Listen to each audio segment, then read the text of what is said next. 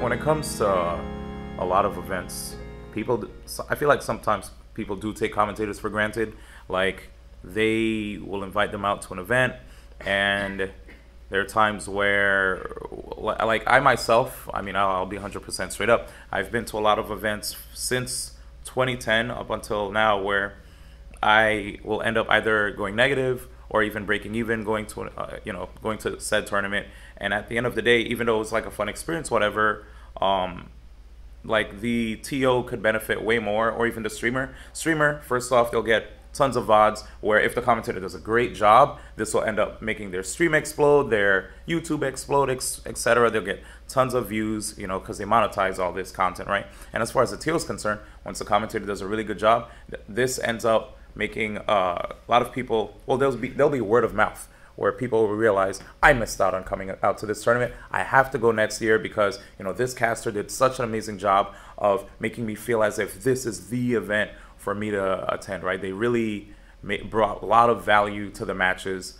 And you look at commentators who don't quite bring value to the tournament, you can tell, like, even if a match is like super amazing, since the commentator didn't really do an amazing job, you'll probably take whatever happened on screen for granted. You may not even enjoy the tournament because all you're doing is focusing on how bad the delivery is on the mic. So I feel that at the end of the day, tournament organizers should do a better job of budgeting when it comes to events. I think that's the main thing that that we should get across, because there are a lot of times where TOs will get these fat bonuses for events, like they'll get a lot of money, and what they do is they put a lot of that to pop bonuses because they'll think, hey, we're gonna have all these pro players that'll want to come out to our events because we have these big fat pop bonuses. Why not try to take some of that money and put that towards having better staff, right? You could make sure to pay out the staff that's going to be working at the event, slaving day in and out. Like, I feel bad also for the volunteers that that don't get a chance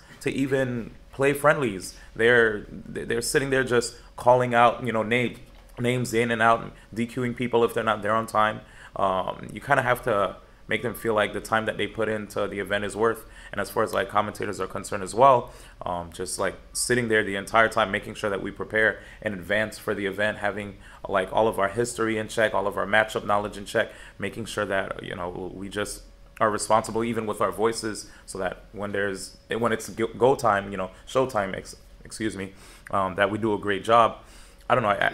I kind of feel like it's a talent and it's a service that people should definitely recognize. It's not just, hey, we have random voices that are just on the mic. We could get anybody, get random, you know, just any random Joe Schmo on the mic, and they'll do the same exact job. No, that's not the case. We've seen many examples of people who don't quite do the best job, and because of that, sometimes the viewership suffers as well, which could hurt the potential growth of the scene. Having a person that's a great commentator come to a region that probably doesn't get as much visibility, this could help get more eyes on that particular region, right? Like, yes, having great players is great too, but having the commentators, it just all works hand in hand, you know?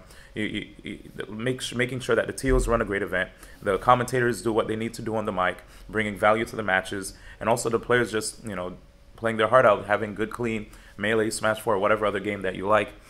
I just think that as far as the payments concerned, that's probably a hot button topic, because some people just don't understand exactly what their worth is, and maybe the TOs are afraid that there might be this like sudden inflation of a bunch of people that are asking for ridiculous rates, right, that they can't quite cover. Like, sometimes I feel like people need to understand too that even though, yes, commentators definitely need to get compensated for their work, that if you're going to like a random local or something like that, you know, you need to understand, like, you're not going to come up here and just ask for your day rate for a random local. You know, you kind of need to be I don't know, I feel like some of these guys, they need to understand when to not try to like ask for compensation. You know, when it comes to a local, I'll go to a local and I'll just kick it. Like, I'll go to Xanadu or 2GG, you know, in my backyard, like if there's like an MSM or something. But if it's like their Smash 4 circuit that's happening right now, they actually offer me day rates. They're like, hey, D1, this is our 2GG circuit. You know, this is like something really big. We think this is like a prestigious event. We want this to be like an S tier, A tier event. We'd love to honor your rate. You know, what is your rate, etc. And then I'll, you know, we'll negotiate something and we'll work it out. I think sometimes with the commentator union discussion, I have yet to see the word negotiate. Like, I myself, there have been times where I haggled with people and gotten rates that I think are beneath me. But I was like, I'm not going to go and just throw these people under the bus. Instead, I understand that sometimes they don't have the budget. This is Smash Brothers, not League of Legends. It's not Overwatch, right? And we're not there yet. So you kind of have to understand that sometimes these guys don't have that much money to work with to begin with. So, you know, if you're going to get like something like $500, whatever, for the weekend, okay, you know, like, so be it. But at the same time, if they're able to honor like a higher rate because they understand your outreach, or your experience on the mic, or how versatile you are between games, they'll honor something higher that might be like a little over 4 figures, whatever, right? In any event, with the commentator union, I just hope this is something where people aren't trying to bash other tournament organizers. You know, I just want this to be like a thing where maybe they figure out a tier system of casters based on their experience, what have you, and from there figuring out like what the standard rates are.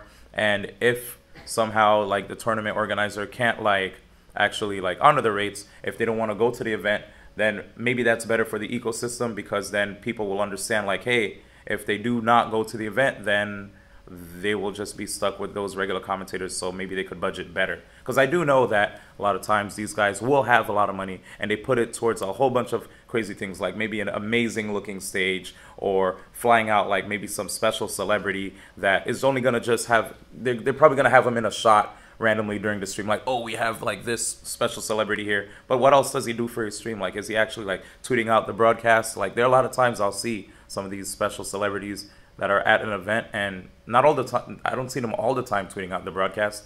Whereas, you know, the commentators, like, I don't know, I feel like the people know us. They know that we're going to be on the mic, we're going to be bringing the hype, and we're here for the community. It's not just a person that they just randomly bring through that maybe, you know, I feel like sometimes it's disingenuous too. Not saying these guys may not be fans, who knows, who am I to judge? But I just feel like if we're here like slaving from week to week, going to all these different regions, trying to elevate the level of production for a lot of these events, at least show appreciation for us, you know, like taking time away from maybe building our own personal brands by broadcasting, by uploading YT vids, or doing Twitch streams. Instead, we're going on another random broadcast and just doing our best to bring value to the tournament.